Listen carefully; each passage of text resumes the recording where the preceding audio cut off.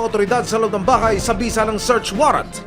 Dito sa sa lugar na to, meron tayong mga kuha ng mga sisams. Dito mismo ginawa yung malalaswang larawan. Especially ito, very distinguished to. So ito yung nakapag-identify sa atin na talagang dito ginawa yung sisams materials. Same background.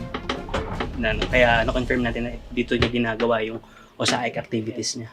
Natagpuan din ang iba't ibang klase ng cellphone na hinihinalang naglalaman ng child sexual materials o mga hubad ng rawan ng mga bata. Nakita rin sa loob ng bahay ni Marie ang mga resibo ng money transfer na posible raw ebidensya ng mga naging transaksyon sa iba't ibang dayuhan. Nakapanayam ng resibo ang suspect na si Marie. Paliwanag niya, may nagturo lang daw sa kanya na ibenta ang malalaswang larawan at video ng kanyang sariling mga anak. May nag-offer lang po kasi sa akin. May nag-offer po sa inyo. Po, taga dito rin po. Marami po sila dito. Kailan po kayo inalok? Anong taon po? Last year po, 2 beses po. Wala last year. Tansya niyo po, mga ilang beses po kayong napag... Isang beses po. Sabi niyo po kanina, dalawa. Opo, tas Ngayon po, isa. opo. Pangalawang Pero sa gitna ng aming panayam, si Marie biglang nag-iba yata ang timpla. Kanina, lakas-lakas mo eh. Ngayong hinahinaan ka. Sinubukan din naming kunan ng panayam ang kapatid ni Marie na si Rona.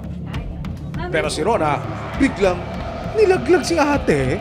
Aba, anyari sa sister girls, Rona and Marie. Sabi niyo po kanina, inalok lang po kayo. Si ate ko lang po, di man po ako nagaganan po.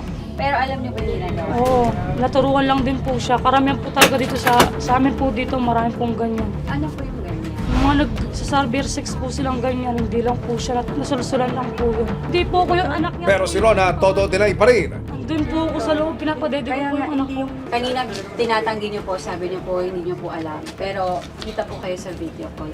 Kasama po kayo sa... Wala ka ng lusot, Rona! Maraming salamat sa panonood, mga kapuso. Para masundan ang mga reklamong nasolusyonan ng resibo, mag-subscribe lamang sa GMA Public Affairs YouTube channel